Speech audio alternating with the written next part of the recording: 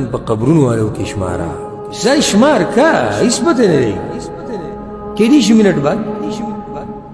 کېدی شي سحر کېدی شي سبا ماښام کېدی شي کال بعد دوه لس پنځه خو یې په قبرونو والو کې دغه څه ناشنا نصیحت کړی یو روایت دی ذهن ته مې راغی امام ترمذي امام ابن ماجه راوړی په هغې کې دی الله اکبر دا یو روایت چې دی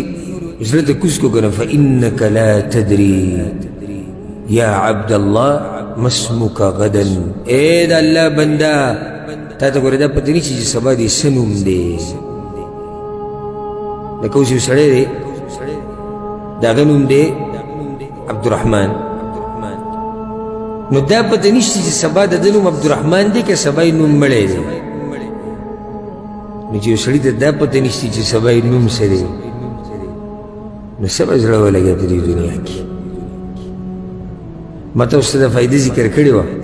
ډېره مخکې چې دا دنیا دومره زر ختمیږي د دې بعضو خو دا مطلب دی چې دا خو ډېره اوږده قصه ده قصه څه ده ډېره دا ډېرو داسې راکاږي ډېره اوږده ده دا خو دنیا دا بچي دي او هغوی به لویږي بیا به هغوی مزدوري کوي بیا به مال ډېرېږي بیا به نوسي بیا به کړوسي بیا به زه بیمارېږم او بیا به په هغې کې ډېر وخت لګي بیا به بوډا کېږم او بیا به مرګ راځي دا خو ډېره اوږده قصه ده ډېره اوږده قصه ده زر زه دا ویس قصه ده دنیا دومره زر ختمېږي هسې چې د سره دي د هر څه ختمېږي چې مړی شوې که نه او داسې وویلی شي چې پلانې مړ شو دا نوم د ته هم څوک نه وایي دا ما یو بیان کې ویلو کړي چې تاسو دا نوم د ته هم نه وایي دې ته هم چې ته سوچ کړی لکه یو سړی دی نوم یې څه دی عبدالله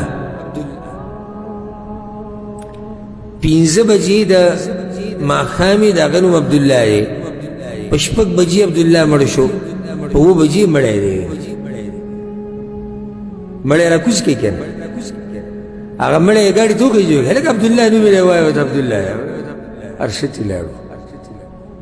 ها مړي جنازه به کلی خو یو لوی شیخ به وفات شي د امت غټ عالم به وفات شي مړی جومات ته یې راوړی هر دین مخکې به ورته وي فضیلة الشیخ المحدث العلامه مفسر القرآن او څه څه نومونه مړی جنازې شوي مړی قبر کې ایښولی دا دنیا نوم درته نه پاتې کېږي نور به درته څه پاتې شي څه چې پاتې کېږي هغه نیک اعمال دي او د هغې نه موږ غافله یو هغه پاتې کېدونکي چې څه دي د هغې نه موږ غافله یو او هغه څه چې ختمېدونکي دي په هغې پورې څه منختي دا نوم د ته هم نه پاتې کېږي نوم مړی او صرف پښتانه ورته مړی نه وایي د دنیا هره ژبه چې ده هره ژبه د دنیا چې څوک مړ شي نو هغه ته مړی وایي نوم ورته نه وایي ها اوراقو کې یا په دغه کې که داسې صورت راشي نوم یې څه وه جدا مسله خو عام خلک کم لفظ استعمالوي مړی دا دنیا ده نو ځکه دې روایت کې دی چې فإنك لا تدري يا عبد الله ما اسمك غدا اے د الله بنده ګوره تا ته دا پته هم نه شي سبا دې څه کېږي نه الله دې په حال باندې رحم وکړي مقصد مؤلف رحمه الله دې حدیث ته راوړو دا دی چې مرګ ځان ته مخې ته ساتئ او د ژوند غنیمت وګڼه د مرګه پورې په دې باندې به اکتفا وکړو په دې باب کې نور هم حدیثونه پاتې شو دا به انشاءالله را روان درس ته پرېږدو الله سبحانه وتعالی دې زموږ اخري خاتمې په ایمان کې او الله سبحانه وتعالی دې موږ له مرګ په هغه وخت کې راولي چې کله الله زموږ نه راضي او الله دې موږ له مرګ په هغه وخت کې راولي چې کله موږ په توحید او په سنت باندې مضبوط یو او الله سبحانه وتعالی دې زموږ مشران کشران خپلوان علما کوم چې وفات شوي دي الله دې هغه ټول وبخي او کوم چې ژوندي دي رب العالمین دې د هغوی په ژوند کې برکت واچي هذا والله أعلم وصلى الله على نبينا محمد وعلى آله وصحبه أجمعين.